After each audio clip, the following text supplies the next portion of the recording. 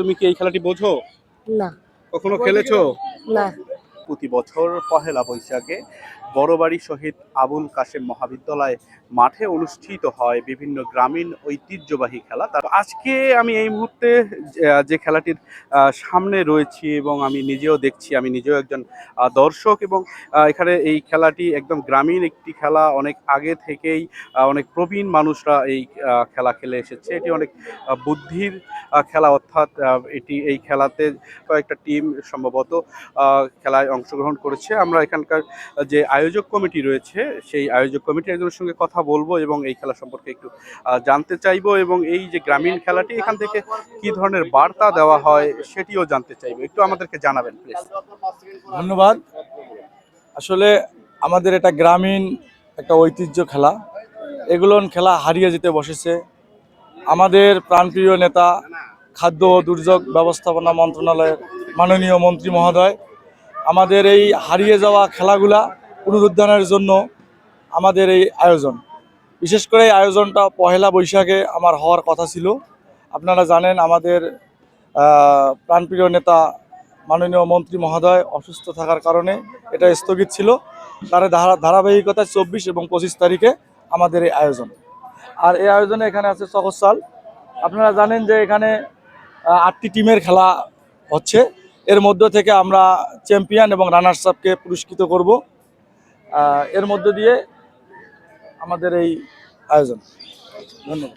আমরা কথা বলছিলাম এবং আমরা জানতে পেরেছি যে এখানে 3 দিনে মোট 8টি দল মানে 8 জন অংশগ্রহণ করবে। তারপর আগামীকালকে কিন্তু সেমিফাইনাল খেলা অনুষ্ঠিত হবে এবং সেই সেমিফাইনালে যারা জিতবে তারপরে ফাইনাল অনুষ্ঠিত হবে এবং যিনি ফাইনালে জিতবেন তাকেই কিন্তু পুরস্কার দেওয়া হবে। আমরা দেখছি যে এখানে অনেক দর্শক কিন্তু দেখতে এসেছে দূর দূরান্ত থেকে। আমরা দেখেছি এখানে বিভিন্ন বয়সের, বিভিন্ন শ্রেণীর, বিভিন্ন পেশার মানুষ দেখতে এসেছে। আমরা দেখছি অনেক ছোট ছোট বাচ্চাও এখানে খেলা দেখতে এসেছে। আমরা একটু তোমার কাছে জানতে চাইবো, তুমি কি এই খেলাটি বোঝো? না। কখনো খেলেছো? না। হ্যাঁ, না। কখনো কাউকে খেলতে দেখেছো? জি। কাকে কাকে কাকে খেলতে দেখো? আমাদের গ্রামের মুরব্বীরা খেলছে তাই দেখছি। আচ্ছা, বোঝো না এটা? না। তুমি কি দাবা খেলা বোঝো? না। আচ্ছা, আমরা আরেকজন বাচ্চার সঙ্গে কথা বলবো। তুমি কি এই খেলাটি বোঝো? না। বোঝো না?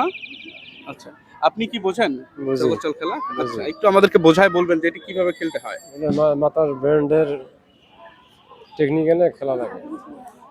আচ্ছা, তো আমরা আরেকজনকে দেখছি, তিনি দীর্ঘক্ষণ ধরে এখানে বসে আছেন, খেলা দেখছেন, আসলে অনেকটা রপ্ত করার চেষ্টা করছেন সম্ভবত। এবং আমরা জানতে চাইবো আপনি কি এই যে খেলা দেখছেন আপনি কতটুকু বোঝেন এবং কি মনে হয় আপনার?